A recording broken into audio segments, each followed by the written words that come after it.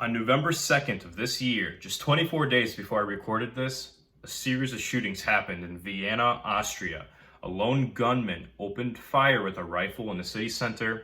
4 civilians were killed in the attack. 23 people were injured, 7 critically, including a police officer. The attacker was killed by the police and was identified as an Islamic State of Iraq and Levant sympathizer. Officials said that this was an incident of Islamist terrorism. Why did God allow this? Where was he? Does this prove he doesn't exist? In this video, I'm going to share with you 2 reasons that evil and suffering actually point us to the existence of God. First, that we know objective evil is real. Second, that this points to an objective standard of goodness. And then we're actually going to talk about why suffering in the world actually points us to a deeper understanding of God's love.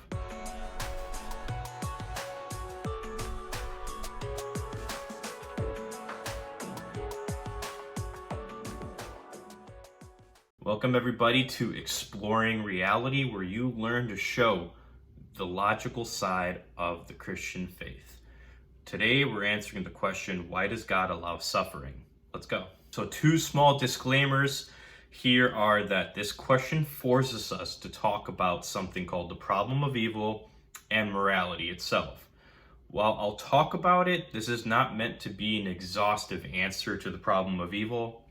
I'm going to do a video series on it though in the future.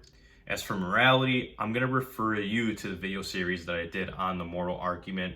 You may want to watch that before you watch the rest of this video, as it's going to give you an important framework as we work through this issue. First off, when we ask why would God allow something evil like that terrorist attack, we are acknowledging the existence of something called objective evil. Objective evil here just alludes to an action that we can truly call evil regardless of anybody else's opinions.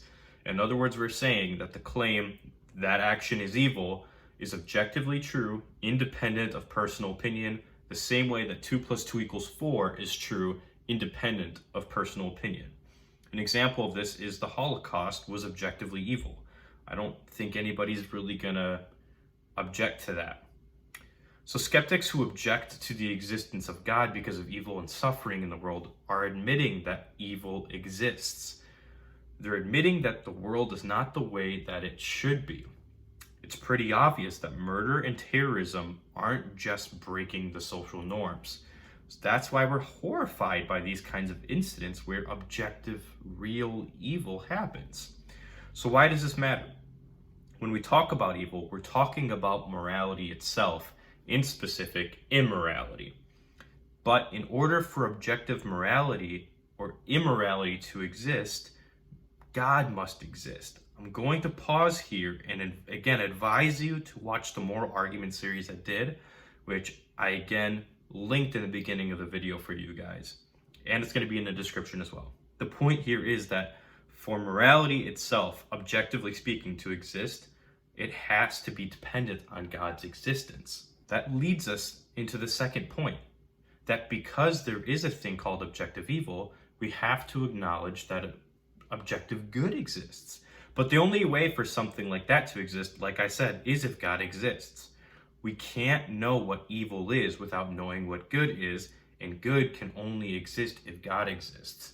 So on the logical side of things, we can't even question God's existence from a moral standpoint without needing him to exist in order to use morality. So if a loving God exists, why does he allow evil and suffering? It's worth noting that the first part we answered here was called the logical problem of evil. Granted, that's just a 30,000 sky view of it. The logical problem of evil attempts to say that God doesn't exist because evil and God are incompatible in terms of existence. Now, this question is really more of an emotional problem of evil. And this version of the problem of evil doesn't really deal with the refutation of God, but rather a rejection of God.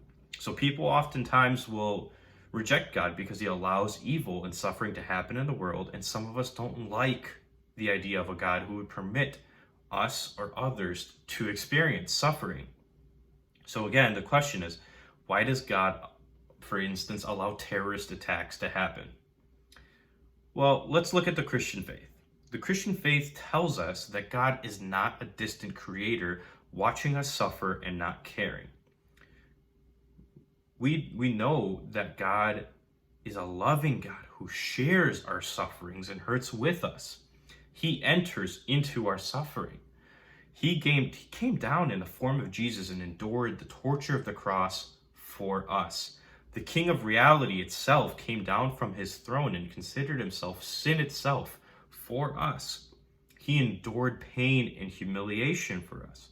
The point here is that Jesus suffered beyond all comprehension. He took on the punishment of the sin of the world. He had one of the most painful deaths that you could ever have, and he endured shame to a level no one ever has. And unlike us, he was innocent on all accounts. When we look at the scope of the suffering that Jesus endured for us, we can see that God is in fact loving despite the suffering that we feel and experience here on this earth. When we put the emotional problem of evil to the test, we actually can clearly see that it's not God who needs to justify himself to us, but it's rather us who needs to find a justification of ourselves towards God. It was us who drove the nails into the hands of Jesus. It was us who whipped him to the point that his flesh was peeling off. It was us who spat on him and mocked him, who spent his dying moments telling the Father to forgive us, are his attackers. Again, how do we justify ourselves to God?